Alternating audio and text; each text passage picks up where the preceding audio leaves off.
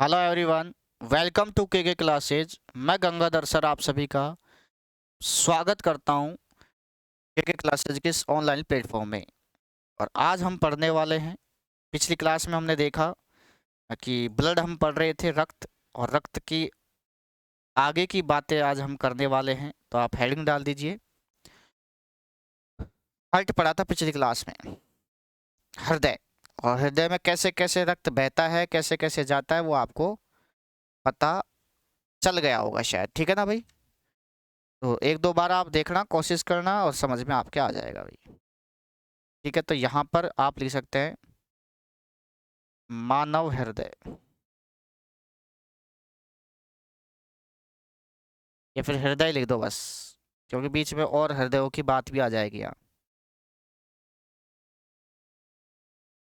हृदय को इंग्लिश में कहते हैं हार्ट।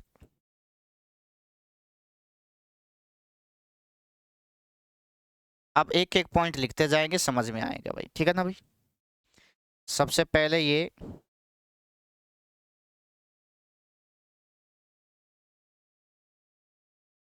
मानव हृदय की बात कर रहे हैं फिलहाल हम। ठीक है ना भाई? सारी चीजें मानव हृदय के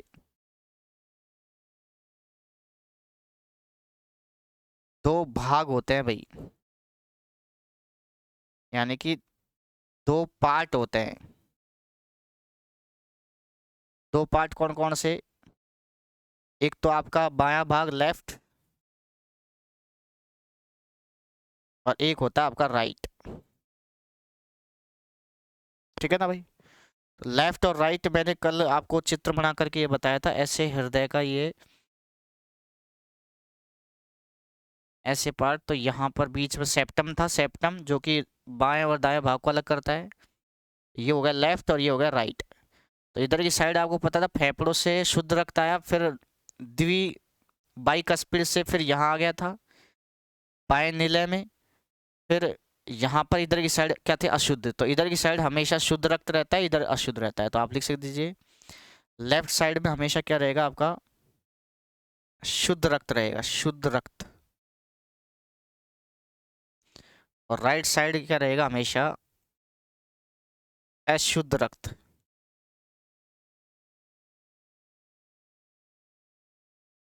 आगे होगी बात समझ में आपके? ठीक है, तो चित्र के द्वारा आप यहाँ चित्र भी बना लीजिए छोटा सा। ये आपका सेप्टम, इसके बारे में बताएंगे, चिंता मत करो। ये भाग आपका कहलाता है लेफ्ट, ये कहलाएगा आपका राइट। ठीक है, ऐसे दो भाग ऐसे हैं। ठीक है भाई? आगे की अगर बात करें, दूसरा पॉइंट, तो दूसरा पॉइंट जो है वो क्या है कि हमारा हृदय चार कक्षीय होता है भाई।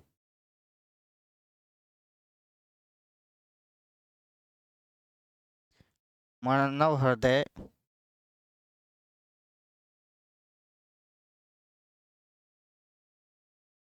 में चार कक्ष होते हैं। कक्ष को कहते हैं चैम्बर। चार चैम्बर होते हैं। कौन कौन से चार कक्ष? ये मैं आपको पिछली क्लास में बता चुका हूँ। दो तो आलिंद,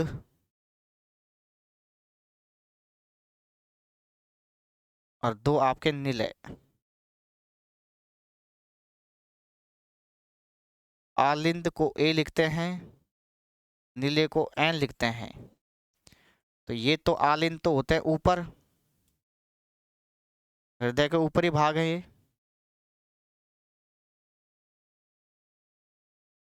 और ये होता है नीचा भाग, नीचे। यानी कि अगर मैं ये हृदय बढ़ाऊं, ध्यान समझना, समझ लीजिए, क्योंकि एक एक चीज, क्योंकि मैं नहीं चाहता, क्या पता आपके समझ में नहीं आया हो। ये कैरी आम देखा होगा आपने, ऐसे हृदय का पार्ट बना दिया, ये आपका सेप्टम बना दिया। लिख दीजिए इसको क्या कहते हैं? सेप्टम। बार बार लिखेंगे, याद हो जाएगा, सेप्टम। और यहाँ पे आपके एक ये, और यहाँ पर वाल्व था, और इधर भी एक ये यहाँ पर भी वाल्व था, वाल्व भी बना देते हैं यहाँ, दो दो बार याद हो जाएगा। ये तो है आपका बाइकस्पिड, दो भाग थे इसके, और ये जो वाल्व था इसके तीन, तीन का पार्ट। ठीक है ना भाई। तो ये तो है आपका, मैं यहाँ लिख देता हूँ आलिंद, और ये भी आलिंद।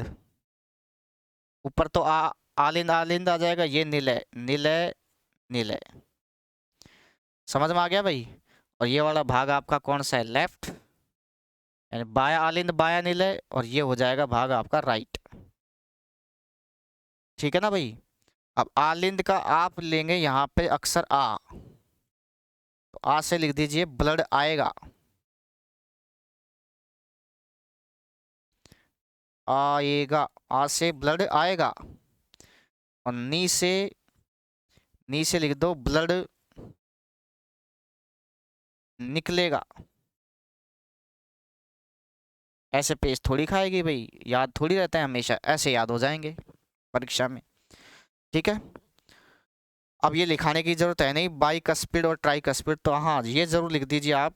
चार हमारे हार्ट में चार वाल्व होते हैं भाई। चार वाल्व कौन कौन से, चार वाल्व में आप लिख सकते हैं, एक तो बाइकस्पिड,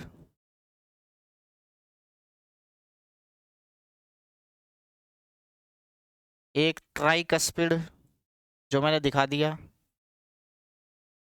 और दो आपके, दो जो हैं वो सेमी लूनर है, यानी कि अर्धचंद्राकार।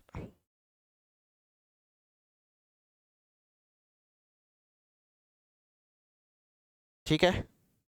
और ये मैंने बता ही दिया कि इसकी जो दीवार है, किसकी, बाएं निलय की, बाएं निलय की दीवार सबसे मजबूत होती है, मोटी होती है, क्योंकि यहाँ प्रेशर ज़्यादा पड़ता है। ठीक है। तो ये चीज़ें मैं आपको बता चुका हूँ। अब पूछे कि बाइकस्पिड वाल्व कहाँ होता है, तो बाएं आलिंद और बाएं निलय के बीच में। त्रिविलिय ट्राइकस्पिड कहाँ होता है, दाएं आलिंद और दाएं निलय के बीच में। ऐसे प्रश्न बनता है भाई। ठीक है ना भाई। तो ये चीज़ आपके समझ में आ गई होगी, फिर भी मैंने दोबारा आपको बता दी। ठीक है। अब आगे चलते हैं। अगला पॉइंट क्या लिखेंगे आप कि हार्ट को, मानव हृदय को या हार्ट को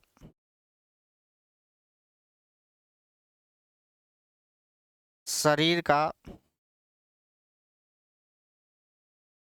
इंजन कहते हैं भाई। ठीक है। इंजन कहते हैं क्योंकि ये शरीर के जो जो ब्लड है उसको पंप करता है, तभी फेफड़ों के पास जाता, नहीं जाएगा नहीं, वहां से आता है पंप करने से। ठीक है। अब यहाँ से क्या है मामला, और शरीर का इंजन कहते हैं, और हार्ट जो है कभी न थकने वाला, कभी न थकने वाला अंग है भाई। कभी नहीं थकता, जीवन में हमेशा चलता रहता है, अगर बंद हो जाए तो तुम भी बंद हो जाओगे, मर जाओगे। कभी न थकने वाला अंग कौन सा है, हार्ट होता है भाई। ठीक है ना भाई। और इसीलिए इसे सबसे बिजी अंग कहते हैं भाई, बिजी ऑर्गन, यानी कि व्यस्ततम अंग। तो शरीर का सबसे व्यस्ततम अंग कौन सा है, हार्ट। ठीक है ना भाई। अगर आपसे पूछे कि सर ये शरीर में, ये शरीर के पसलियां होती है ना, पसलियां, पसलियों के नीचे जो आपका जो वक्ष भाग होता है ना, वक्ष भाग वहां होता है, और उसमें भी बाईं ओर होता है, बाईं ओर। ठीक है, लेफ्ट साइड। तो ये चीज आपके समझ में आ गया होगा। वजन की बात कर ली जाती है कई बार कि हमारे शरीर में जो हाइट होता है उसका वजन ये अलग अलग हो सकता है। मेल और फीमेल में।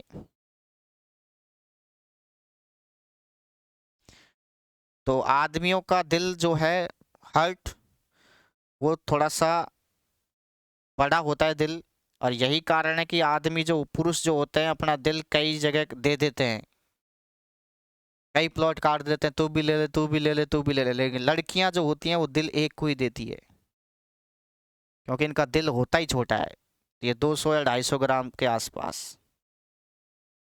कुल मिला के लड़कों का जो दिल है वो बड़ा होता है, इसलिए वो सभी को उसमें समा लेते हैं। रेखा, सुमन, जितने भी लड़कियां होती हैं उनको दिल दे देते हैं वो, लेकिन लड़कियां एक को ही देती हैं भाई। ठीक है ना भाई? अर्थात आप लिख सकते हैं यहाँ महिलाओं में वजन कम होता है भाई हार्ट में, ठीक है ना, महिलाओं का वजन जो है हार्ट का वो क्या होता है, कम होता है। ठीक है, यहाँ एक पॉइंट और लिखेंगे आप यहाँ पर, क्या कि मानव हृदय जो है, परीक्षा में पूछा जाता है भाई, वेरी वेरी इंपॉर्टेंट, वो रेखीय मांसपेशियों का बना होता है, रेखीय मांसपेशी, रेखीय मांसपेशियों का बना होता है। रेखीय मांसपेशियों को इंग्लिश में कहते हैं लीनियर मसल्स, कह सकते हैं लीनियर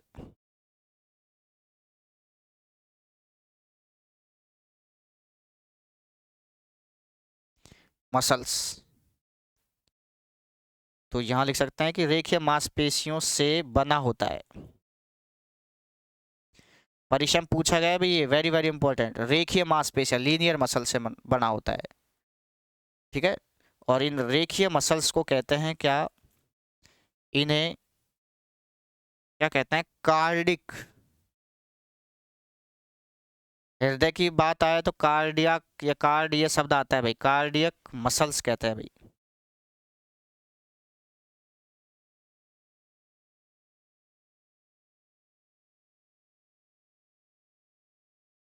क्या कहते हैं, कार्डियक मसल्स।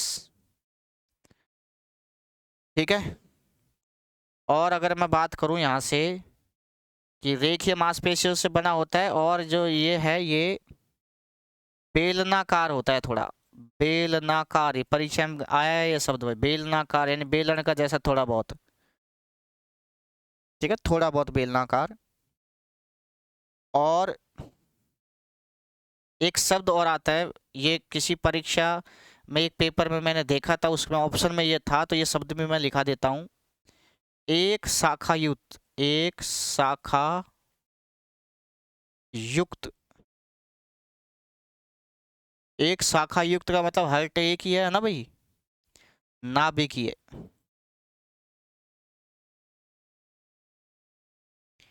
तो यानी कि ये भी शब्द जो है किसी ऑप्शन में, लीनियर मसल्स जो होती हैं, रेखीय मांसपेशियों का बना होता है हार्ट, बेलनाकार होता है, एक रेखा युक्त, रेखीय नहीं रेखा युक्त लिखा होगा मैंने, हाँ सही है, शाखा युक्त नहीं, रेखा युक्त, हाँ शाखा युक्त सही है, शाखा युक्त नाभिकीय। तो शाखा का मतलब ब्रांच, चैम्बर होते हैं ना भाई इसमें, तो एक शाखा का मतलब ये कह सकते हैं कि एक हृदय, पूरा एक हृदय है ये पूरा, ऐसे कह सकते हैं भाई। लेकिन ये परीक्षा में आया था, तो अगर मैं नहीं बताता तो ये भी दिक्कत होती है, तो मैंने बता दिया भाई।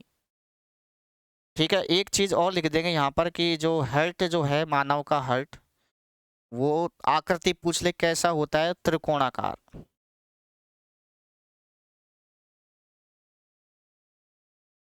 त्रिकोणाकार होता है भाई, और इस त्रिकोणाकार को कहते हैं मायोजेनिक, कहते हैं कि मानव का जो हृदय है वो मायोजेनिक है।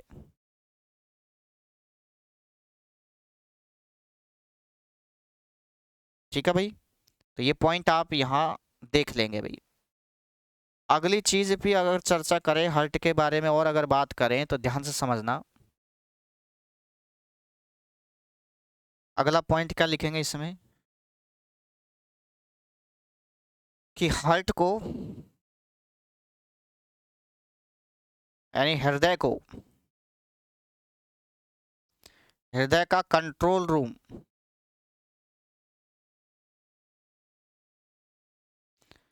कंट्रोल रूम का मतलब हृदय को कौन कंट्रोल कर सकता है? कौन करता है हृदय को कंट्रोल? तो सीधी सी बात है, हमारा जो कंप्यूटर है वही करता है, ठीक है ना भाई।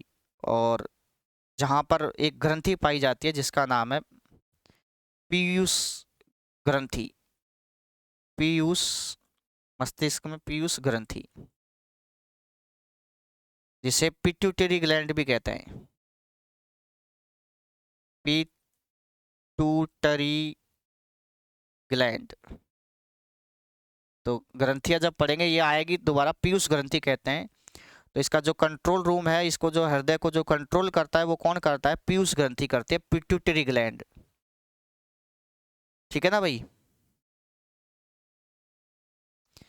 आगे चल करके आप देखेंगे यहाँ पर एक चीज और लिखेंगे क्या, कि कई बार जो है, चलो आप यहाँ देख लीजिए क्या है। एक चीज आप देख सकते हैं क्या, कि आपने अभी भी दिखा कि कई प्रश्न ऐसे आते हैं कि बहुत सारे प्रश्न बन जाते हैं कि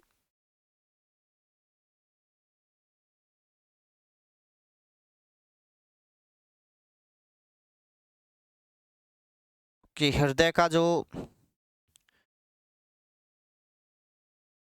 कुछ भी लिख लीजिए, पहले क्या बताएं आपको, कुछ भी लिख लो। जैसे कि मैं आपसे ये कहूँ क्या, ये लिख लीजिए कि जो आपका जो जो हार्ट है, हार्ट, तो हार्ट को जब बंद करते हैं, मतलब हार्ट के जो वाल्व होते हैं, वाल्व, तो वाल्व जो बंद होते हैं तो उसमें लब डब की आवाज़ आती है भाई। तो आप यहाँ लिख सकते हैं क्या, यहाँ लिख सकते हैं कि हृदय में जो ध्वनि आती है, हृदय की आवाज़, तो हृदय की अगर आवाज़ की अगर बात करें, तो आवाज़ जो है ध्वनि, वो दो आती है भाई, दो ध्वनि आती है। तो ढंग से देख लीजिए, इसको ढंग से समझ लीजिए कि हृदय में जो आवाज़ आती है वो दो आती है, एक तो आती है लब और एक आती है डब, ठीक है ना। तो हृदय की ध्वनि लिख सकते हैं यहाँ पर, हृदय की आवाज़ या ध्वनि, ठीक है। तो हृदय की आवाज़ या जो ध्वनि है, तो आप लिख सकते हैं क्यों आती है ध्वनि, कपाट के खुलने से नहीं, बंद होने से आती है,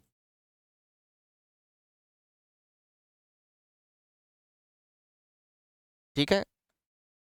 कपाट के बंद होने से, यानी जो गेट को बंद करते हो आप, आवाज़ आती है, तो कपाट के बंद होने से जो आवाज़ आती है वो होती है, खुलने से नहीं आती। वाल्व के खुलने से, कपाट का मतलब वाल्व, तो बंद होने से आती है भाई, ठीक है। और ये जो आवाज़ आती है हर्ट साउंड जिसे कहते हैं, heart sound, heart sound, heart sound का मतलब हृदय की आवाज़। तो दो प्रकार की होती है, एक तो होती है लब, ठीक है, एक होती है डब। तो पहली ध्वनि जो आती है फर्स्ट, उसे तो लब कहते हैं, दूसरी ध्वनि जो आती है उसे डब कहते हैं, लब डब, लब डब, लब डब, ऐसे। आ गई बात समझ में?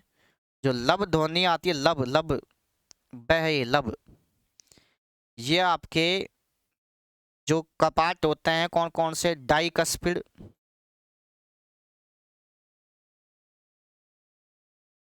डाइकस्पिड और ट्राइकस्पिड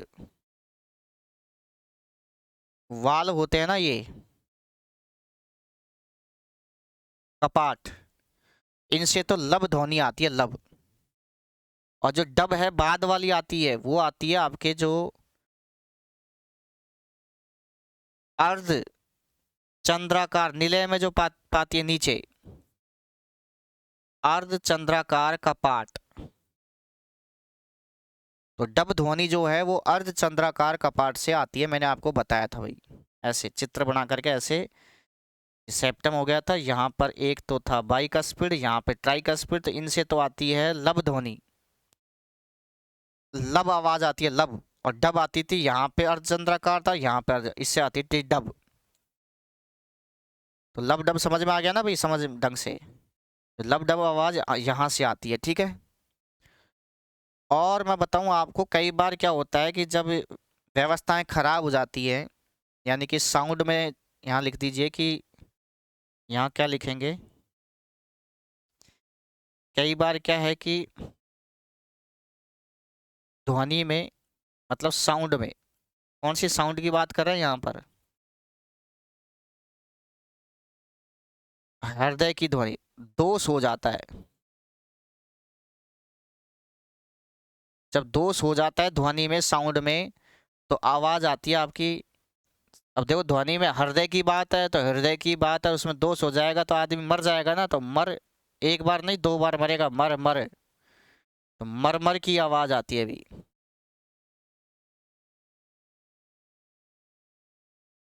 कई बार प्रश्न पूछा भी जाता है भाई, ठीक है, कौन सी आवाज आती है, मर मर की आवाज आती है अभी। तो ये चीज समझ में आ गई होगी, ठीक है। तो अब यहाँ लिख सकता है कि हार्ट साउंड को,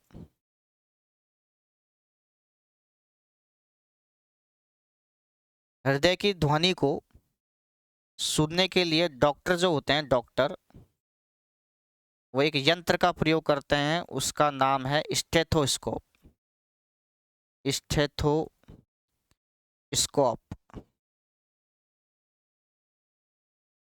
स्टेथोस्कोप अगर आपको देखना हो कि सर कैसा था, स्टेथोस्कोप कैसा होता है, तो आप ये देख सकते हैं, ये लो, ये डॉक्टर जो आपके गले में, जिसकी डॉक्टर की निशानी जो होती है, उसे ये स्टेथोस्कोप कहते हैं भाई। समझ में आ गया ना भाई, तो ये आपका स्टेथोस्कोप है, ठीक है। तो ये आपको मैं यहाँ लिख देता हूँ, ये स्टेथोस्कोप कैसे होता है, ये कई जानते नहीं है, इसको कहते हैं स्टेथोस्कोप, ठीक है। अब ध्यान से समझिए अभी। तो स्टेथोस्कोप जो है, इसके बारे में भी प्रश्न पूछा जाता है कि इसका जो आविष्कार, आविष्कार किसने किया स्टेथोस्कोप का। इसका आविष्कार किया था लीनियाक ने, लीनियाक, लीनियाक ने किया। और ये जो है ध्वनि साउंड, आपने फिजिक्स में पढ़ी होगी, और परावर्तन अपवर्तन पढ़ा होगा, तो ये परावर्तन, परावर्तन के नियम पर काम करता है ये जो स्टेथोस्कोप है, ये ध्वनि का, ध्वनि के परावर्तन, ध्वनि के परावर्तन के नियम पर कार्य करता है भाई। समझ में आ गई होगी सारी चीजें स्टेथोस्कोप के बारे में, ठीक है भाई। तो इस प्रकार जो है आपका ये जो हार्ट साउंड के, यानी कि जो ध्वनि होती है, हार्ट बीट जिसे कहते हैं, ठीक है, ध्वनि वो भी बताएंगे आपको, ठीक है, वो भी आपको बताएंगे, हृदय की धड़कन, ठीक है। तो हृदय की धड़कन भी आप हेडिंग डाल दीजिए कि हृदय की धड़कन की अगर बात करें तो क्या है, तो आप लिख लीजिए इसमें अगला पॉइंट क्या है, हृदय की धड़कन। धड़कन मूवी देखियो तो गाना भी तो आता है, तुम दिल की धड़कन में, दिल की मतलब हृदय की, तो उसको गाना ऐसा, तुम दिल की हर धड़कन में रहते हो, रहते हो, बाहों में आ जाओ, सपनों में खो जाओ, तुम दिल की धड़कन में, time time time time time time. हृदय की धड़कन, जिसे आप अंग्रेजी में कह सकते हैं हार्ट, हार्ट बीट। वो गाना भी सुना होगा का, मुझे आता नहीं है वो, पता नहीं कैसे गाता है पंजाबी में, काका। आप यूट्यूब पे डालना काका सॉन्ग, हार्ट बीट सॉन्ग, ठीक है। काला तेरा लिबास, काला तेरी स्कूटी, ठीक है, हार्ट बीट या रेट, हार्ट रेट कह दो, हृदय की बीट कह दो, बात एक ही अभी। ठीक है, या फिर इसको कह सकते हैं आप हृदय की जो धड़कन है, हृदय की धड़कन। तो हृदय की धड़कन से ही आपको मैं बता दूं, हृदय की धड़कन से ही आपकी जो नाड़ी होती है, नाड़ी, नब्ज जिसे कहते हैं नब्ज, वो नब्ज चलती है भी, ध्यान रखना। नब्ज कह दो चाहे नाड़ी कह दो, ठीक है। या फिर आपको देख रहा होगा कि पल्स रेट जिसे कहते हैं पल्स रेट, पल्स रेट तो शायद अलग हो जाएगा। देखो ऑक्सीजन का लेवल नापते हैं, चलो कोई बात नहीं, रहने दो। ठीक है, अब देखो इधर, अब पल्स रेट भी शायद इसी को कहते हैं, तो लिख लीजिए पल्स रेट। अब ध्यान से समझना भाई क्या है कि यहाँ पर मैं बता दूं आपको कि जो हृदय की धड़कन की अगर बात की जाए, तो हृदय की धड़कन की जो प्रावस्था है, अवस्था जो है, वो दो भागों में बांटी है। आराम समझना भी। पहला कहलाता है आपका प्रकुंचन, प्रकुंचन। दूसरा आपका कहलाता है अनुशीतलन।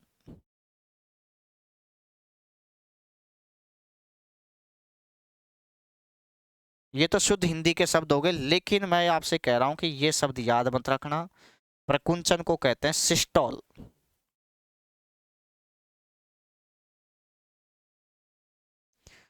और अनुशीतलन जो है इसको कहते हैं डायस्टोल।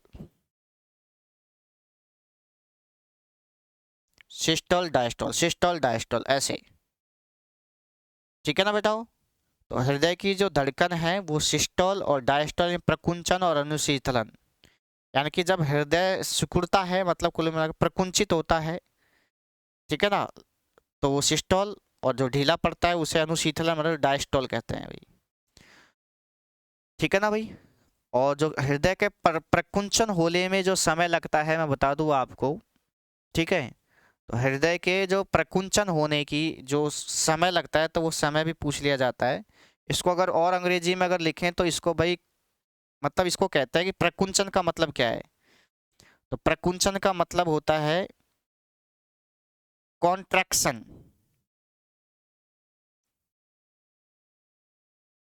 कॉन्ट्रैक्शन का मतलब सिकुड़ना, और अनुशीतलन का मतलब मैंने बता दिया था ना, रिलैक्स, रिलैक्सेशन। तो ये तो सिकुड़ रहा है, प्रकुंचन का मतलब सिकुड़ना, रिलैक्सेशन का मतलब आराम, मतलब वापस आराम अवस्था में आना। तो प्रकुंचन, सिस्टोल डायस्टोल याद रखो भाई, मेन चीज ये है, सिस्टोल डायस्टोल। तो सिस्टोल में जो समय लगता है, ये लगता है 0.3 सेकेंड, और डायस्टोल में जो समय लगता है 0 पॉइंट ज्यादा लगता है भाई, 5 सेकेंड। और इस प्रकार अगर मैंने जोड़ा, टोटल किया, तो ये आ गया 0.8 सेकेंड आ गया भाई टोटल। तो टोटल जो 0.8 सेकेंड आया, इसे कहते हैं हृदय चक्र का काल। इसे क्या कहते हैं?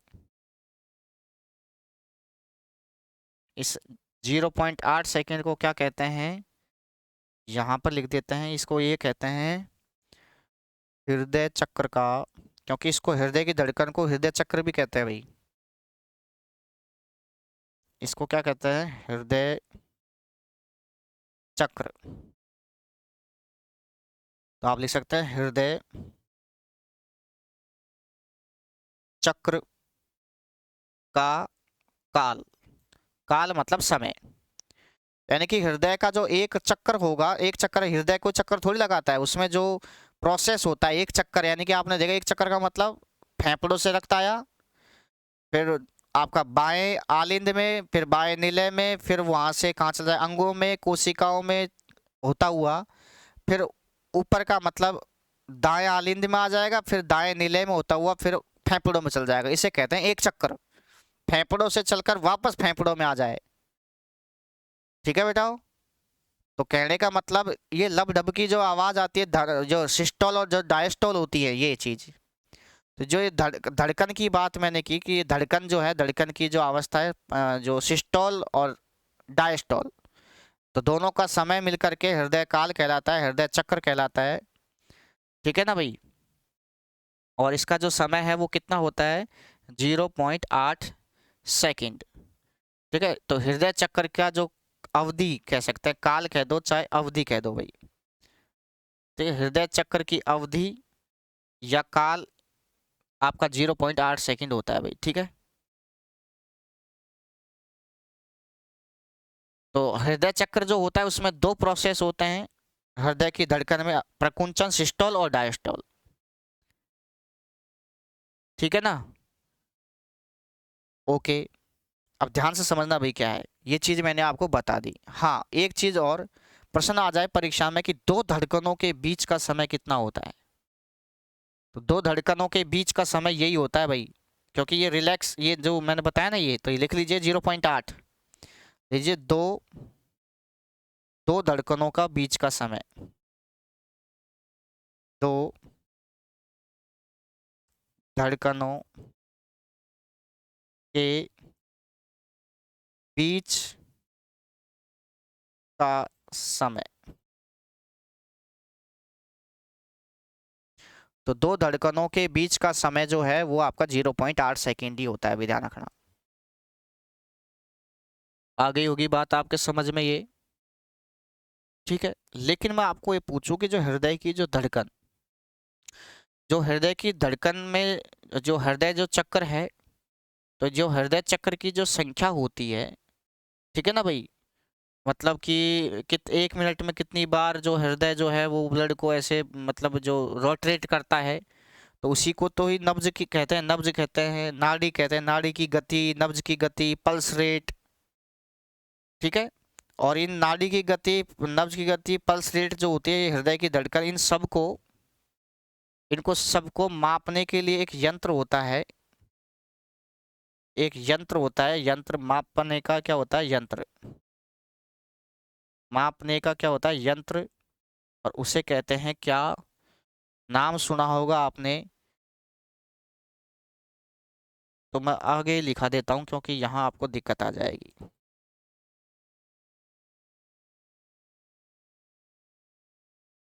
अगला पेज ले लेते हैं कि ये जो आपका ये पॉइंट क्या था, मैंने क्या लिखा है कि हृदय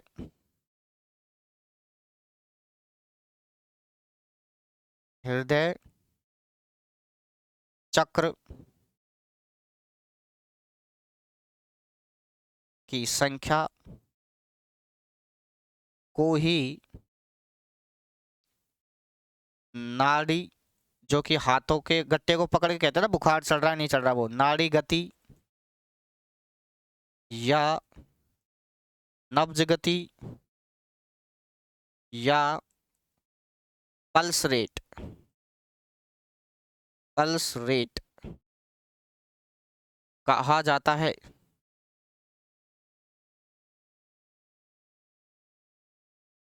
जिसे मापने के लिए,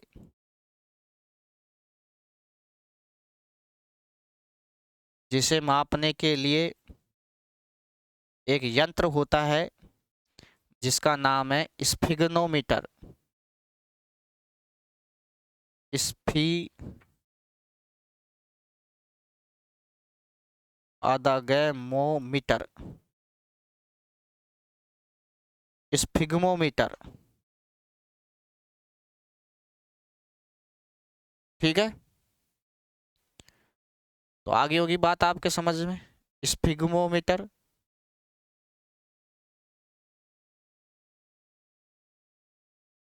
अब ध्यान से समझना भाई, स्फिग्मोमीटर यानी कि आजकल के जो स्फिग्मोमीटर जो हैं वो कैसे आने लगे, उनसे सारी चीज बटन दबा देते हैं।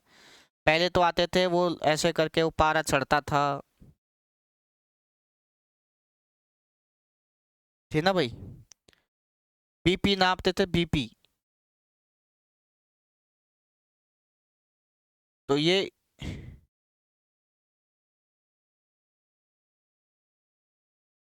अब यहाँ थोड़ा सा कन्फ्यूजन की बात यह है कि एक तो होता है स्फिग्मोमीटर और एक होता है स्फिग्नोमेनोमीटर। ठीक है, तो वो रुधिर जो बीपी जो नापते हैं ना, वो होता है वो स्फिग्नोमेनोमीटर जो भी है। ठीक है ना भाई, तो उसके बारे में भी हम आपको बता देंगे, चिंता मत कीजिए। ठीक है ना। ब्लड प्रेशर जो कि आपके हेल्थ वैज्ञानिक ने नापा था घोड़े में सबसे पहले, वो बताएंगे आपको, चिंता मत कीजिए। ठीक है भाई, अब ध्यान से समझना, वेरी वेरी इंपॉर्टेंट आगे का पॉइंट क्या है कि अगला पॉइंट क्या लिखेंगे इसमें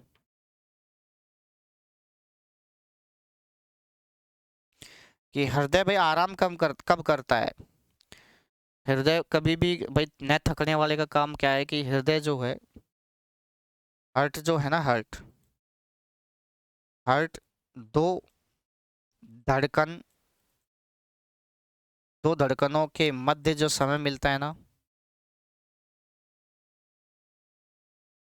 उसमें जो कि कितना मिलता है, दो धड़कनों का समय। देखो ये दो धड़कनों के बीच का समय कितना, 0.8 सेकेंड। 0.8 सेकेंड आराम करता है कुल मिला के।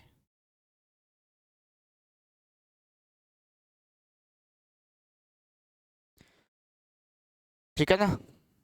अब ध्यान से समझना,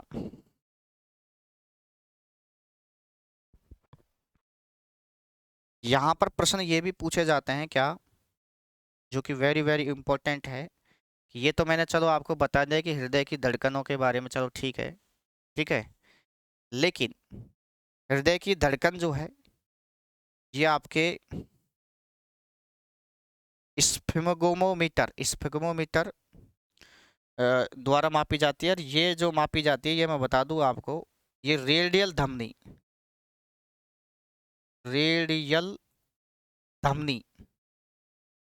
अब रेडियल धमनी का मतलब क्या है, ध्यान समझना। रेडियल का मतलब होता है, रेडियल का मतलब आपके हाथ की कलाई,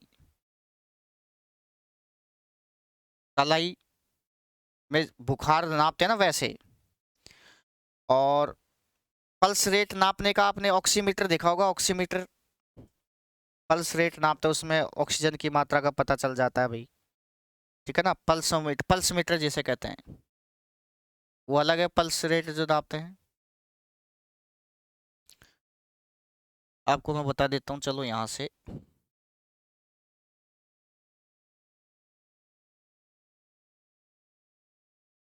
ये देखो, आजकल डॉक्टर इसको यहाँ लगा देते हैं, यहाँ इससे जो है आपकी सारी व्यवस्था पता चल जाती है। डॉक्टर अंगुलियों में लगा देते हैं ना भाई, पल्स रेट चेक कर लेते हैं, फिर पर्ची में लिख देते हैं भाई इतनी है। और ये चीज़ भी देख लो आप,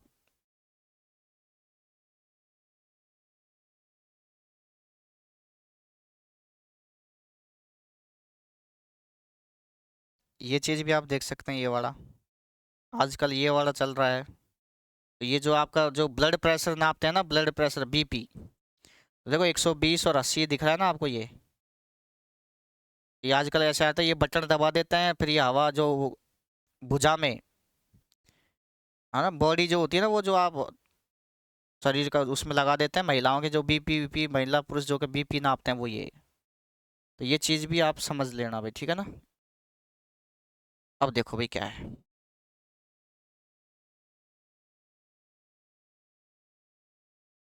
अब आराम से समझना भी क्या है, आगे का प्रोसेस क्या है।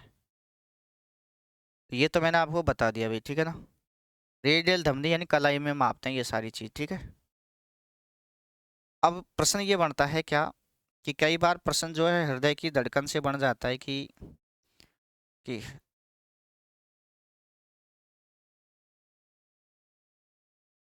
हृदय की धड़कन से यानी कि कितनी बार किस किस का हृदय कितनी बार धड़कता है। तो प्रश्न बहुत सारे बनते हैं यहाँ से, हृदय की धड़कन से बहुत सारे प्रश्न बढ़ते हैं। सबसे पहले अगर मैं पूछूं आपसे कि भाई हमारे जो वयस्क है, शुद्ध वयस्क जो आदमी होते हैं, उनका हृदय कितनी बार धड़कता है, तो वो 72 बार धड़कता है भाई। लेकिन 72 बार धड़कता है हमारा जो हृदय जो है 72 बार धड़कता है, लेकिन कितने मिनट में? 1 मिनट में। तो 1 मिनट में 72 बार धड़कता है भाई। तो 72 प्रति मिनट कह सकते हैं इसको। तो 72 प्रति मिनट। तो मैं इसको 72 ही लिखूंगा भाई। 1 मिनट में मतलब 72 बार। अब मैं बार बार नहीं लिखूंगा, ये है ना। तो 72 का मतलब समझ गए होंगे कि 72 बार धड़केगा 1 मिनट में, ठीक है। लेकिन महिलाओं में जो है वो थोड़ा सा ज्यादा बार धड़कता है भाई, ठीक है ना। महिलाओं में जो है ये ज्यादा बार धड़कता है, ठीक है। 80 के पास चल जाता है, 80 और 90 100 के बीच में चल जाता है, 90 बार चल जाए, ठीक है। जो महिलाओं का जो दिल है वो ज्यादा धड़कता है, ठीक है। लेकिन अगर आपसे कोई पूछ ले कि साहब कि ये तो हो गया, चलो ठीक है, लेकिन अगर मैं आपसे पूछूं कि वृद्ध में, बूढ़ा हो जाए कोई, बूढ़ा आदमी, तो बूढ़ा व्यक्ति में ये जो है ये थोड़ा सा कम धड़केगा। कम, कम का मतलब जैसे कि आपका 60 या 65 प्लस, ठीक है ना भाई। 60 प्लस या 65 प्लस बार धड़कता है वृद्धों का। लेकिन मैं अगर आगे पूछूं आपसे कि बच्चों का जो दिल है वो कितनी बार धड़कता है 1 मिनट में? 1 मिनट की बात चल रही है भाई। तो बच्चों का जो दिल है वो 1 मिनट में 120 बार धड़कता है भाई। कितनी बार? 120 बार 1 मिनट में। लेकिन आपसे मैं पूछ लूँ, ध्यान समझना, कि जो बच्चा पेट में होता है, माँ के पेट में, जिसे भ्रूण कहते हैं, तो भ्रूण का, क्योंकि जब बच्चा प्रेगनेंसी क्लियर होती है तब से ही हार्ट बनता है सबसे पहले। और हार्ट हार्ट बनते ही हार्ट जो है हार्ट बीट, सोनोग्राफी करवाते हैं तो उसमें हार्ट बीट आती है भाई बच्चे की, भ्रूण की। तो भ्रूण की जो हार्ट रेट होती है 100 150 प्लस होती है भाई। 150 से भी ज्यादा भ्रूण का जो है वो 1 मिनट में हृदय धड़कता है भाई, ध्यान रखना, ठीक है ना। तो ये चीज भी आपके समझ में आ गई होगी, ठीक है। तो ये चीज तो आपके आ गई, ठीक है। लेकिन अगर मैं आपसे पूछूं कि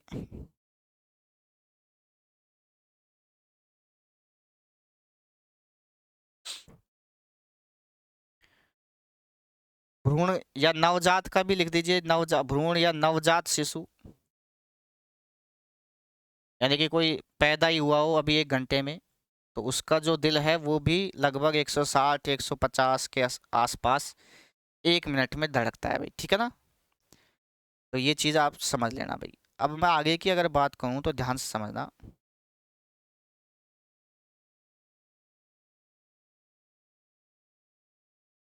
कि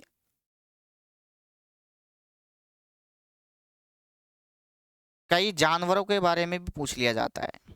जैसे कि आपका ऊंट है, कुत्ता है, बिल्ली है। तो जैसे जैसे देखो जानवरों की साइज अगर बढ़ती जाएगी तो रुधिर का जो धड़कन है वो समय जो है ज़्यादा लगेगा कुल मिला के, क्योंकि फेफड़ों से रक्त आएगा, घूमेगा, तो बड़ा शरीर है तो बहुत दूरी तय करके फिर वापस फेफड़ों में आएगा, तो धड़केगा भी फिर उतनी ही लेट, यानी कि 1 मिनट में फिर कम बार धड़केगा। जितना बड़ा जानवर होगा उसका जो धड़कन है वो बहुत ही कम बार धड़केगी 1 मिनट में, जैसे 15 बार, 20 बार, 25 बार, बड़ा शरीर वालों का।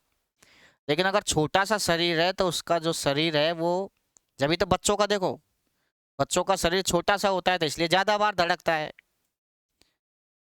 आगे बात समझ में? तो ज्यो ज्यो बड़े होते जाएंगे आपकी जो रेट है वो कम होती जाएगी, शरीर से भी, है ना भाई। अब जैसे आपका देख लीजिए, जैसे कि आपका कुत्ता है, कुत्ता जो है या फिर बिल्ली, तो दोनों की साइज थोड़ा ही अंतर होता है कुत्ता और बिल्ली के। तो कुत्ता बिल्ली की जो हार्ट रेट है वो 80 और 120 के बीच होता है भाई, यानी 80 या 120 बार धड़कता है 1 मिनट में, ठीक है ना। अब मैं साइज बढ़ा दूं, जैसे कि ऊंट लगा दूं, ऊंट, तो ऊंट जो है, ऊंट उसका अब ये इसका बड़ा शरीर है तो कम बार धड़केगा, तो 30 बार, 30, 35, 40, तो 30 बार जो है धड़कता है 1 मिनट में ऊंट का जो हृदय की धड़कन है वो। ठीक है ना भाई। लेकिन प्रश्न ये पूछा जाता है कि हाथी, और हाथी मैं बता दूं आपको इसके बारे में, हाथी के बारे में एक पॉइंट लिख सकते हैं आप कि ये स्थलीय, जो कि स्थल में रहता है ना भाई, स्थलीय जीव है ये। स्थलीय सबसे बड़ा स्तनधारी है, सबसे बड़ा स्तनधारी मैमल्स। ये क्या होते हैं स्तनधारी व्यवस्था, ये सारे पढ़ाएंगे आपको। तो हाथी जो सबसे बड़ा स्थलीय स्तनधारी है, उसका जो है वो 25 बार धड़कता है भाई 1 मिनट में। 1 मिनट में 25 बार धड़कता है। लेकिन इससे भी बड़ा एक जीव और है जिसका नाम आपने सुना होगा, ब्लू व्हेल। ब्लू व्हेल मछली। तो ब्लू व्हेल मछली जो है ये भी स्तनधारी की श्रेणी में आती है भाई। ठीक है। तो ये है सबसे बड़ा स्तनधारी, सबसे बड़ा स्तनधारी मैमल्स। हालांकि ये जो मछलियां जो हैं वो स्तनधारी में नहीं आती, लेकिन ये जो ब्लू व्हेल है वो अपवाद है भाई। सबसे बड़ा स्तनधारी ब्लू व्हेल है, लेकिन जो स्थल में रहता है वो सबसे बड़ा स्तनधारी वो हाथी है। तो हाथी तो आप जानते हो, लेकिन अगर आप ब्लू व्हेल को अगर देखना चाहते हो कि सर ब्लू व्हेल कैसा होता है, तो ब्लू व्हेल को आप देख सकते हैं, जो कि शायद है नहीं।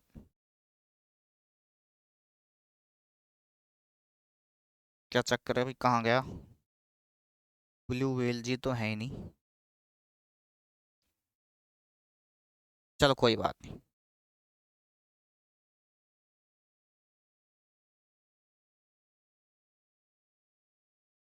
चलो कोई नहीं, नहीं है तो कोई बात नहीं भाई, बता देंगे कभी। ठीक है। सबसे बड़ा स्तनधारी। अब यहाँ पर अगर बात करें तो भाई ब्लू व्हेल की जो है वो कितनी बार धड़कता है, तो अब ये इससे भी बड़ा है तो इससे और भी कम धड़केगा, 15 बार। 1 मिनट में, पर मिनट, यानी कि 1 मिनट में 15 बार ही धड़कता है किसका, ब्लू व्हेल का। सबसे कम या सबसे धीरे, तो यहाँ लिख सकते हैं सबसे कम, यानी ब्लू व्हेल के लिए आप लिख सकते हैं सबसे कम धड़कन किसकी होती है, सबसे कम किसकी है धड़कन, ब्लू व्हेल की होती है अभी। लेकिन अब सबसे ज्यादा की अगर बात करें तो एक आपने देखा होगा, नाम सुना होगा, छछूंदर। चूहे टाइप की होती है छछूंदर। ठीक है, छछूंदर होती है ना भाई, जिसे इंग्लिश में श्रीव बोलते हैं, श्रीव, SHREW, श्रीव। हाँ, छछूंदर जरूर मैं आपको बता दूंगा। छछूंदर देख लीजिए कैसी होती है, आप जानते भी होंगे वैसे तो छछूंदर को। ये देखो,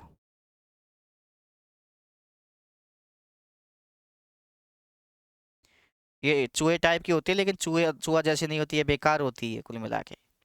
जिस घर में घुस जाती है तो ये वो अशुभ माना जाता है, इसको तुरंत निकाल दिया करो छछूंदर को। ठीक है ना भाई। तो ये होती है, तो इसको देखा करो, कभी कभी आप मार देते हो तो इसको देखा करो कितनी जोर जोर से सांस लेती है ये। इसकी जो हार्ट रेट है बहुत खतरनाक चलती है, खतरनाक काम है इसका छछूंदर का भाई। ठीक है ना। तो ये चीज़ समझ में आ गई होगी आप। तो आप इसको चाहे तो आप वहाँ छछूंदर में आप इसको लगा सकते हैं फोटो की, भाई छछूंदर कैसे होता है। ठीक है।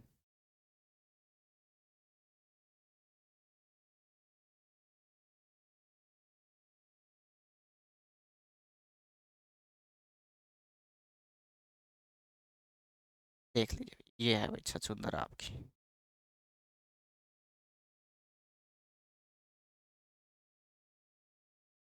ठीक है। अब ध्यान से समझना भी क्या है। तो ये छछूंदर आपकी जो जो है ये आपकी ये है। ठीक है। और ये जो मैं बता दूं इसको क्यों मैंने इतना वो तवज्जो दी है, कितना टाइम खर्च क्यों किया, कि ये जो छछूंदर होता है इसमें सबसे ज्यादा हार्ट रेट होती है भाई, हृदय की धड़कन सबसे ज्यादा। तो सबसे ज्यादा जो हृदय की ज्यादा बार किसका धड़कता है, तो इसी का धड़कता है छछूंदर का। और ये होता है, आप स्तब्ध रह जाओगे, ये होता है 800 बार प्रति मिनट, यानी 1 मिनट में 800 बार इसका जो है वो हृदय की धड़कन, 1 मिनट में 800 बार धड़कता है इसका हृदय। समझ में आ गया? सबसे कम ब्लू व्हेल का, सबसे ज्यादा छछूंदर का। तो ये प्रश्न भी आपसे पूछे जा सकते हैं, तो जो मैंने एक भी नहीं छोड़ा, सारी चीजें आपको बता दी। ठीक है ना भाई? लेकिन एक मैं बात बताऊं आपको, जब आप सो जाते हैं, ध्यान रखना, सोते समय, सोते समय जब आप सो जाओगे आपकी बॉडी रिलैक्स होगी, तो सोते समय आपका जो है हार्ट रेट होगी, जो हार्ट रेट है, हृदय की जो धड़कन है, वो क्या हो जाएगी, क्योंकि आपका शरीर आराम करेगा तो हार्ट रेट क्या हो जाएगी, कम हो जाएगी। और जब हार्ट रेट कम हो जाएगी तो आपका जो हृदय की धड़कन कम हो जाएगी, तो जो ब्लड का प्रेशर है, बीपी, वो बीपी भी क्या हो जाता है, कम हो जाता है सोने से। ठीक है ना बेटा? तो जितने भी बीपी जिनके होता है, वो रातों को नींद नहीं आने के कारण कई बार बीपी बढ़ जाता है, इसी कारण। ठीक है? और इसी कारण जब सोते समय जो है आपकी जो श्वसन दर है, श्वसन दर जो है वो भी क्या हो जाती है, कम हो जाती है। तो जब आप सोते हो तो आपकी हार्ट रेट, बीपी, श्वसन दर सारे क्या हो जाते हैं, कम हो जाते हैं भाई। तो ये चीज भी आप याद रखेंगे भाई। समझ में आ गया होगा? लेकिन अब मैं आगे जो आपको बताने वाला हूं वो क्या है, ध्यान समझना, वो है आपका रक्तदाब। ब्लड प्रेशर की बात आई तो आप हेडिंग डाल लीजिए रक्तदाब। रक्तदाब जिसे इंग्लिश में कहते हैं क्या, ब्लड प्रेशर।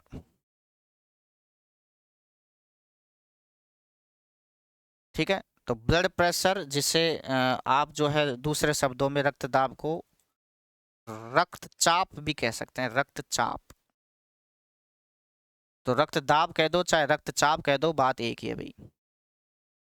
अब देखो बीपी जो नापा जाता है, मैं बता दूं आपको कि ये जो ये है ना, ये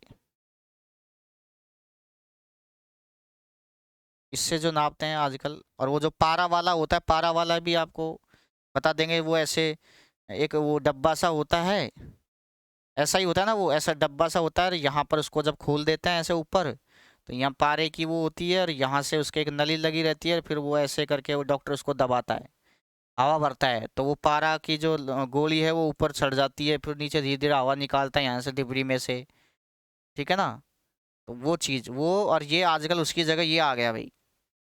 ठीक है? ये बटन दबाते ही लाइट, मतलब जो इससे चलता है लाइट वगैरह से, बैटरी वगैरह से, बटन दबाते ही हवा भर जाती है, फिर बीपी 120, 60 जो भी है, 80 जो भी आपका आ जाता है समझ में, कुल मिला के। ठीक है? तो ये चीज़ समझ में आ गई होगी आपके। ठीक है? तो बीपी की अगर बात करें तो यहाँ पर आप क्या करेंगे, क्योंकि बीपी का जो मापन है, रक्तचाप, तो ये जो है ये आपके भुजा पर होती है, भुजा, भुजा पर, भुजा मतलब समझ रहे हैं ना आप, कौनी के ऊपर वाला जो पार्ट होता है भुजा पर, एक धमनी होती है जिसका नाम है ब्रेकियल धमनी।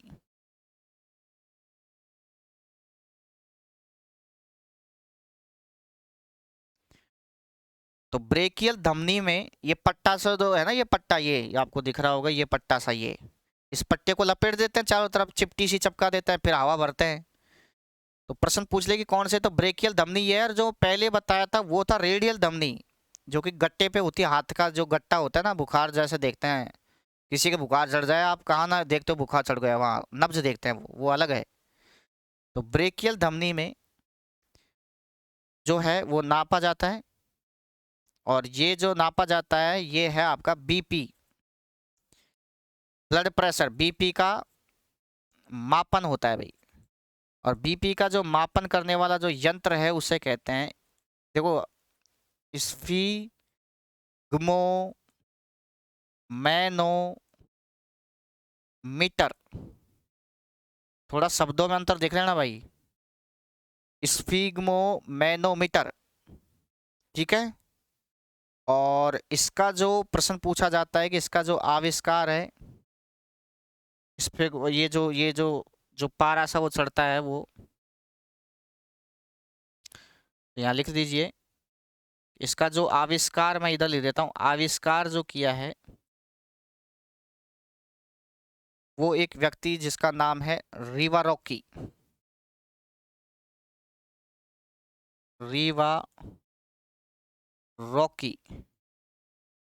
रिवारोकी ने किया था भाई, ठीक है। और इस यंत्र का तो रिवारोकी ने किया था, लेकिन बीपी का जो मापन है वो सर्वप्रथम ब्लड प्रेशर जो है वो 1733 को,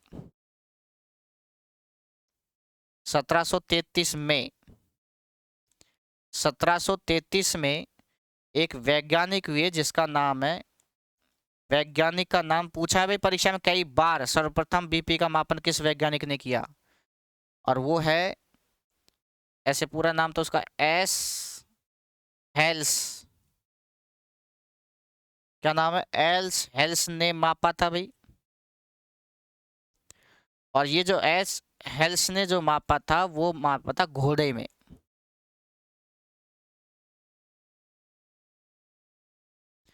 घोड़े में बीपी नाप दिया किसने, 1733 में एस हेल्स ने। आगे होगी सारी बात आपके समझ में ये। और यहाँ पर जो है ये जो स्पिग्मोमीटर, जो स्पिग्मोमैनोमीटर जो है ये M millimetre of H G sorry पारा, यानी कि इसमें पारे के बारे में, पारा होता है इसमें, जो ये जो मीटर है ना स्पिग्मोमैनोमीटर, इसमें क्या होता है, पारा होता है भाई, क्या होता है, पारा, ठीक है। तो पारे से इससे जो है ये मापा जाता है, मीमी पारा जिसे कहते हैं, एच मीमी पारा, ठीक है। अब देखो क्या होता है, मैं बताऊं आपको, ढंग से समझो भाई, कि सामान्य जो बीपी होता है, सामान्य बीपी, देखो इसका चित्र जो है ये, इसको जो है सही देख लो आप, ये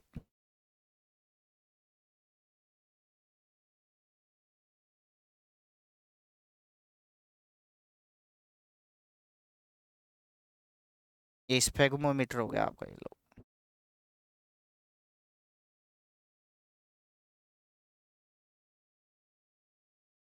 ठीक है भाई। अब ध्यान समझना भाई, कि सामान्य जो बीपी, सामान्य जो ब्लड प्रेशर है वो होता है आपका, देखो यहाँ लिखा रहता है, देखो ऊपर इसमें मशीन में भी लिख रखा है 120, और ऐसे करके ऐसे लिख देता है, डॉक्टर भी ऐसे लिखता है 120 80, जो भी आता है मापन में जो ये लिखा होता है भाई। अब इसको ढंग से देखो, 120 80 mMHg ऐसे लिख देते हैं पार भाई, ये बीपी है आपका, मिमी पारा। अब इसका अर्थ समझो भाई, कई कोई जरूरी नहीं आप बीपी ना पाओ तो आपके यही आए, 120 की जगह 125 130 ऐसे भी आ सकता है, 110 भी आ सकता है, हैं, ठीक है ना भाई। 80 की जगह 70 भी आ जाए, 90 भी आ जाए, तो वो सही माना जाता है। लेकिन एग्जैक्ट ये है, सामान्य जो बीपी है एवरेज वो 120 और 80 होता है। और ये जो 180 है, सॉरी 120 जो है, इसे सिस्टोलिक कहते हैं, सिस्टोलिक। और जो 180 है, ये 80, इसे कहते हैं डायस्टोलिक। क्योंकि मैंने जब हृदय का प्रकुंचन पढ़ाया था, हृदय की धड़कन पढ़ाई, पीछे पेज में देख सकते हैं, तो वहां मैंने बताया था हृदय का प्रकुंचन होना, सिस्टोल, देखो ये रहा सिस्टोल और डायस्टोल। तो सिस्टोल जो डायस्टोल है इनकी बात है ये। तो यानी कि ये जो सिस्टोल और डायस्टोल की बात है, तो वहां पर जो mMHg यानी कि 180, और जो तो है सिस्टोलिक, और 80 जो है वो क्या है, डायस्टोलिक। तो ये आप याद रखेंगे भाई, ठीक है ना। अब ध्यान से समझना भाई क्या है, सिस्टोलिक और डायस्टोलिक बता दिया मैंने आपको, लेकिन इसको याद रखना, लिखने का क्रम पहले 120 सिस्टोलिक, सिस्टोलिक ही रहेगा, पहले सिस्टोलिक ही होता है फिर डायस्टोलिक। लिखने का ये नहीं कि 80 पहले लिख दिया और 120 बाद में लिख दिया, गलत हो जाएगा, ध्यान रखना। और इसको याद यानी क्रम ऐसे ही रहता है, तो इसको लिख देते हैं आप, मैं लिख देता हूँ SD शर्मा। तो हमारे गांव में डॉक्टर हैं, डॉक्टर SD शर्मा। तो डॉक्टर से तो BP याद आ जाएगा, डॉक्टर SD शर्मा है, शिवदयाल शर्मा। तो SD शर्मा का मतलब आप समझ गए होंगे, शिवदयाल S से तो हो जाएगा सिस्टोलिक और D से डायस्टोलिक। क्रम ये रहेगा, पहले सिस्टोलिक फिर डायस्टोलिक, SD शर्मा। आगे बात समझ में? तो अब मैं बता दूं आपको कि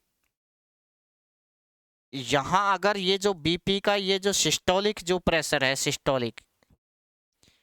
सिस्टोलिक जो प्रेशर है, ये BP का दाब, ये अगर 120 mmHg यानी कि पारा, दाब का मात्रक पारे से नापते हैं दाब को भी, तो वो दाब ही तो ये।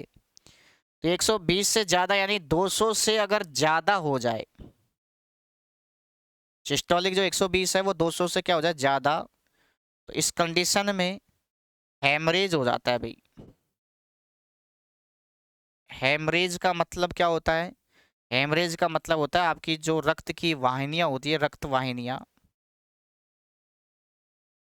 शिरा धमनी बताया ना भाई, वो रक्त वाहिनियां क्या हो जाते हैं, फट जाती है भाई।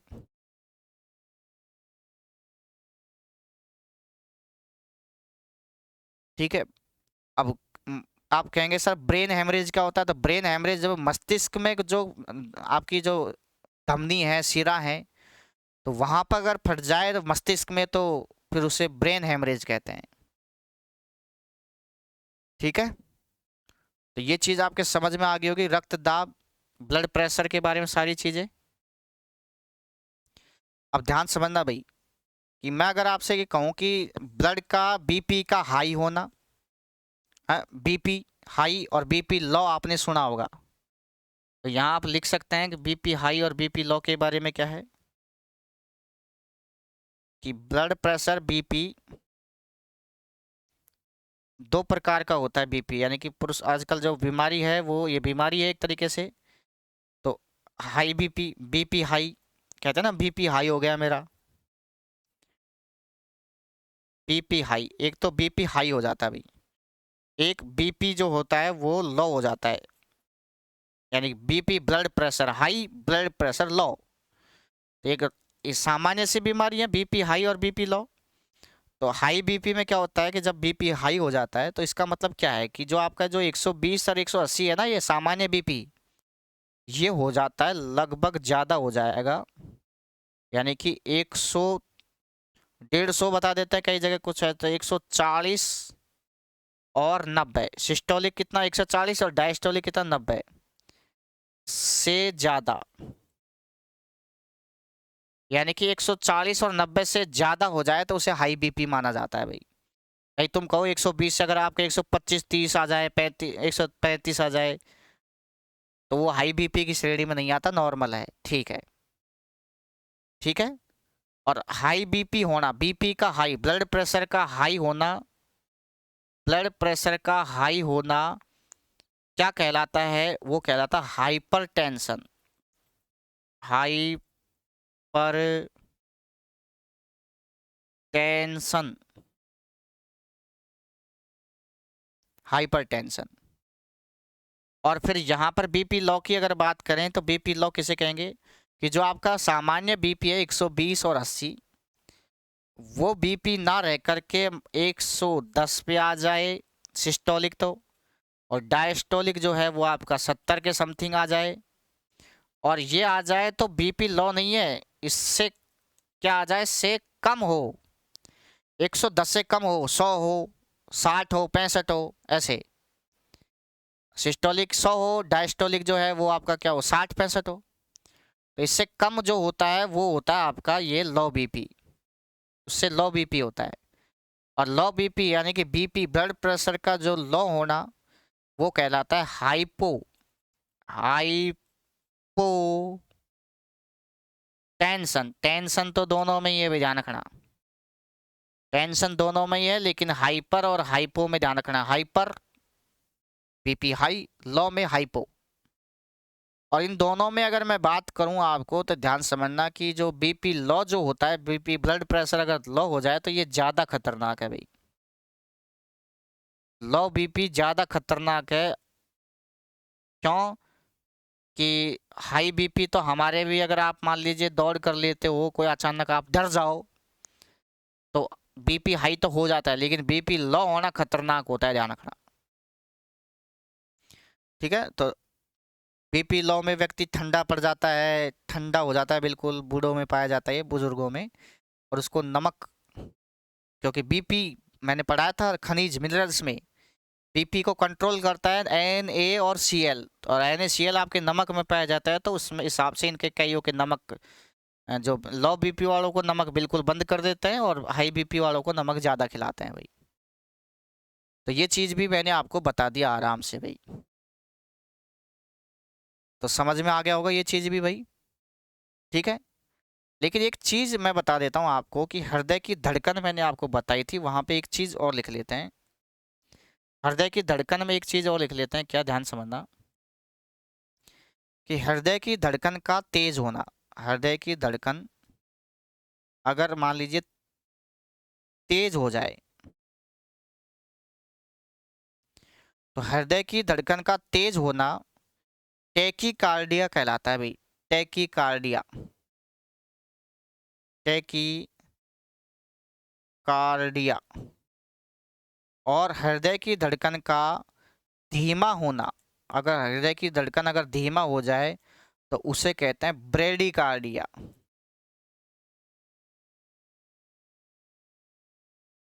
अब ध्यान से समझना भाई, यहाँ पर कार्डिया शब्द तो केवल हृदय को निश्चित कर रहा है, कार्डिया, कार्डिया। लेकिन ब्रेडी का मतलब तो होता है तेज, सॉरी धीमा, और टेकी का मतलब होता है तेज, तेज है टेकी, तेज है टेकी, ध्यान रखना भाई। ठीक है, तो ये चीज भी आप समझ में आ गया होगा आपको शायद। ठीक है भाई, अब अगर मैं आगे की बात करूं तो ध्यान से समझना, ये चीज मैंने आपको बता दी। ठीक है, अब देखो इधर, अभी खत्म नहीं हुआ है मामला, अभी आगे चलेगा भाई मामला क्या है। तो यहाँ चीज यहाँ तक मैंने आपको बता दी, लेकिन मैं आगे की अगर बात करूं, नेक्स्ट पेज पे हृदय की बात चल रही है, तो आप एक पॉइंट लिख सकते हैं क्या, कि अ, एक नाम सुना होगा आपने, ईसीजी। ईसीजी, तो ईसीजी के बारे में बता दूं कि पहले तो ये पूछो कि ईसीजी की फुल फॉर्म क्या होती है, तो इसकी फुल फॉर्म होती है इलेक्ट्रो, इलेक्ट्रो, ई से इलेक्ट्रो, कार्डियो, तो कार्डियो से आपको पता चल गया हृदय की जांच है, और जी से होगा ग्राफी। तो ईसीजी जो होती है वो इलेक्ट्रोकार्डियोग्राफी होती है, जो कि आपके हृदय की जांच है, हार्ट की, हार्ट की जांच है ये। ठीक है, लेकिन आपको मैं बता दूं कि एक जांच और होती है, मैं बता दूं आपको, ध्यान समझना, जिसका नाम, कंफ्यूज मत हो तो मैं एक साथ बता देता हूँ। एक है ईईजी, ईसीजी के अलावा ईईजी भी होता है, जिसकी फुल फॉर्म होती है इलेक्ट्रो, इलेक्ट्रो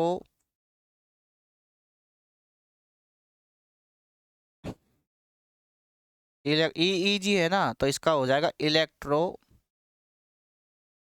इसकी अंग्रेजी मुझे पता नहीं, तो मैं ऐसे हिंदी में लिख देता हूँ, एन सिफेलो ग्राफी, इलेक्ट्रोएन्सेफेलोग्राफी। अब ये जो चीज होती है ये आपका किस चीज के लिए, ईईजी, तो ईईजी जो है वो आपके मस्तिष्क, ब्रेन के लिए, मस्तिष्क की जो जांच होती है उसे ईईजी कहते हैं भाई, ब्रेन। ठीक है ना भाई, तो दो पॉइंट हो गए, तीसरा और आता है इसी से संबंधित, आ जाए क्या पता परीक्षा में, तो वो लिख दीजिए आप, ईएमजी, ईएमजी। ईएमजी की फुल फॉर्म क्या है, तो ईएमजी की फुल फॉर्म है आपकी क्या, इलेक्ट्रो, सब में इलेक्ट्रो है, इलेक्ट्रो मायो मायोग्राफी। अब मायो शब्द जो है वो आपके मांसपेशियों के लिए आता है, मैंने बताया था भाई, ठीक है। तो ये जो मांसपेशियों का जो जांच होती है, मांसपेशियों की, मसल्स की,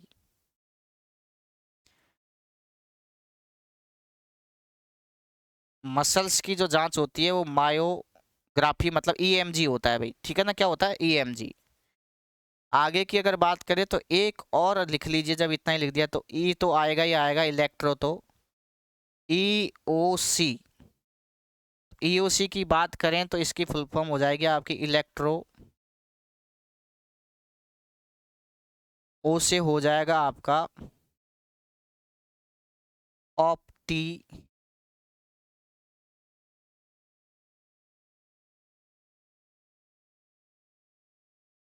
ऑप्टी टी एच और आएगा, फिर ऑप्टी टी एच, ऑप्टीथाल्मोग्राफी। अब यहाँ से आपको ये ऑप्टिक्स यानी कि ये प्रकाश में पढ़े होगा आपने, और वो ऑप्टिकल, वो जो ऑप्टिक नर्व तंत्रिका तंत्र मस्तिष्क में ब्रेन को सिग्नल देता था, आंख पढ़ी होता आपने। तो ये आई आंख, आंख की जांच होती है, ये ईओजी, ईओसी किसकी जांच होती है? आंख की। तो ये प्रश्न आपके बन सकता है, ईसीजी इलेक्ट्रोकार्डियोग्राफी, ईईजी इलेक्ट्रोएनसिफेलोग्राफी जो कि ब्रेन की होती है, ईएमजी इलेक्ट्रोमायोग्राफी मांसपेशियों की होती है, ईओसी जो है वो आंख की होती है भाई, ठीक है ना भाई। तो जो हमारा जो मेन उद्देश्य है वो तो ईसीजी था, क्योंकि हम क्या पढ़ रहे हैं? हृदय पढ़ रहे हैं, हार्ट।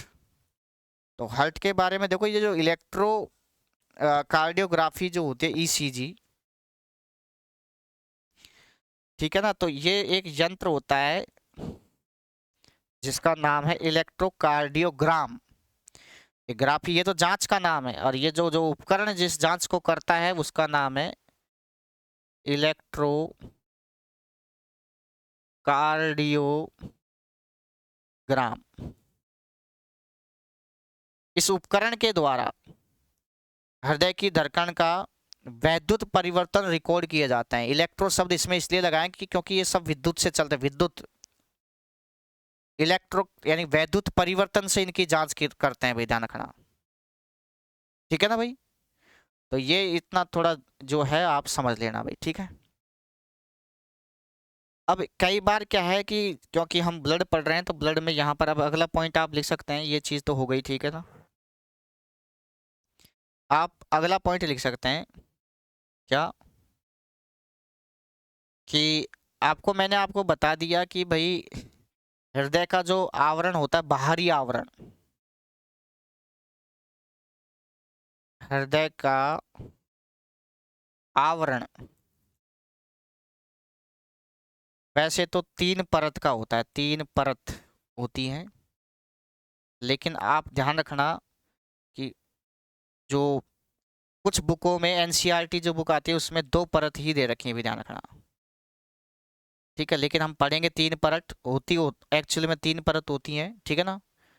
तो 3 परत में मैंने आपको बता दिया था पिछली क्लास में शायद, ठीक है। बाहरी बता दिया था मैं, चलो और लिखा देते हैं। बाहरी, बाहरी आपकी थी एपिकार्डियम, एपिकार्डियम। मध्य वाली जो कि मोटी होती है, सबसे मोटी, मांस की बनी होती है, मायोकार्डियम।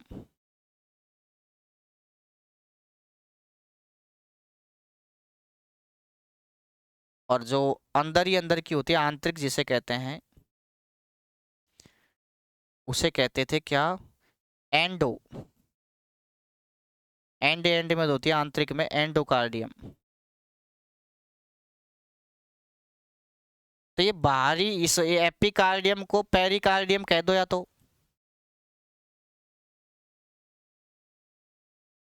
तो पेरिकार्डियम को, सॉरी एपिकार्डियम जो है उसको पेरिकार्डियम कह दिया जाता है, या फिर इन तीनों का जो सम्मिलित रूप है बाहरी आवरण जिसे कहते हैं, बाहरी आवरण। मतलब ये परीक्षा में नहीं मिले तो ये जरूर मिलेगा भाई, बाहरी आवरण जो है वो आपका पेरिकार्डियम कहलाता है।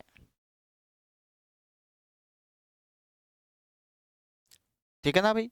और इस पेरिकार्डियम का जो प्रमुख कार्य है वो क्या है कि जो हमारा जो मस्तिष्क, सॉरी, जो हार्ट है, हार्ट की तो बात है, तो हृदय का जो ये पेरिकार्डियम जिसे हृदयावरण भी कहते हैं, हिंदी में क्या लिखते हैं इसको, हृदयावरण, हृदयावरण, हृदय का आवरण कहते हैं भाई इसे। ठीक है ना, पेरिकार्डियम को। और ये पेरिकार्डियम जो हृदय आवरण है, उससे इसका क्या काम होता है, ये इसका मुख्य कार्य है जो हृदय को बाहरी आघातों,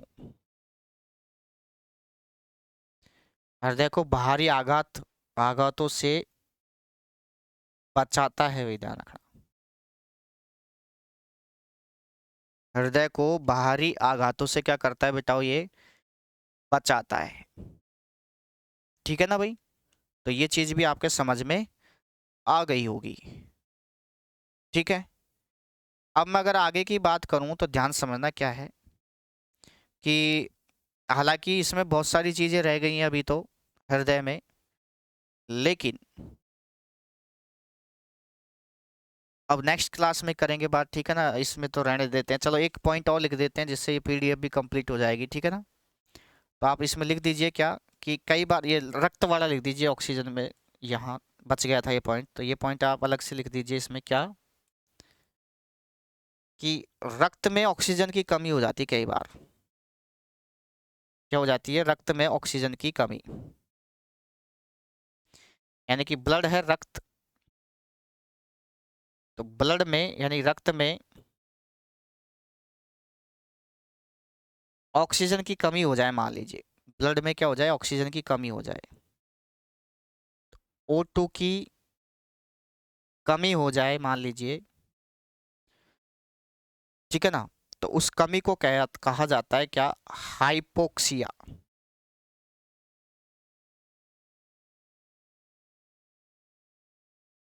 हाइपो, कैसे लिखेंगे इसको, हाइपो को HY, हाइपोक्सिया मतलब हाइपोक्सिया। और दूसरा है कि अगर O2 की अधिकता हो जाए कुल मिला के रुधिर में, ब्लड में, तो उसे कहते हैं क्या, हाइपर, हाइपर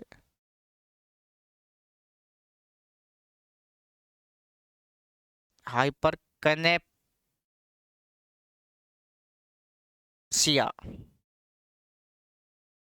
यानी कि इसको लिखो, देखो, हाई पर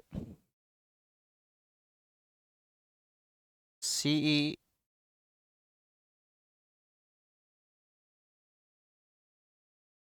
ऐसे। ठीक है। अब देखो इधर, मैंने देखो यहाँ पर आपने देखा होगा पीछे की क्लास में, पीछे मतलब यहाँ हाइपर और ये देखो हाइपर, हाइपर शब्द तो आता है ज्यादा के लिए, हाई, और हाइपो जो आता है वो हाइपो आता है कम के लिए। बताया नहीं बताया। तो यहाँ पर वही शब्द हाइपर और हाइपो यहाँ पर भी आ रहा है। देखो, ज्यादा के लिए हाइपर आ रहा है, कम के लिए हाइपो आ रहा है। तो ये चीज आप ध्यान रखना भाई, हाइपर ज्यादा के लिए, हाइपो कम के लिए। उसमें भी देख लीजिए, हाइपर ज्यादा के लिए, हाइपो कम के लिए, और ऑक्सिया ऑक्सीजन की कमी। ठीक है। अब ध्यान समझना, कमी और ज्यादा। तो ये चीज आपके समझ में आ गई होगी, और ढंग से पढ़ लेना इन चीजों को। और आगे अभी खत्म नहीं हुआ, ध्यान रखना, आगे अभी और भी चीज चलेंगी जो है। ठीक है। लेकिन जहाँ तक है अगली क्लास में जो है वो आपका हार्ट, हार्ट जो है वो खत्म हो जाएगा। ठीक है। और फिर हम जो है आगे पढ़ेंगे आपका रुधिर की जो वो होती है, क्या कहते हैं उसको, रुधिर के प्रकार, ब्लड के प्रकार जिसे कह सकते हैं, जो आपने वो जिसका रक्त समूह जिसे कहते हैं, रुधिर का प्रकार, ये ब्लड ग्रुप जिसकी खोज लैंड स्टेनर की थी। ठीक है। O group, A group, B group, AB group, जो भी है। तो आज के लिए इतना ही, धन्यवाद, शुभ रात्रि।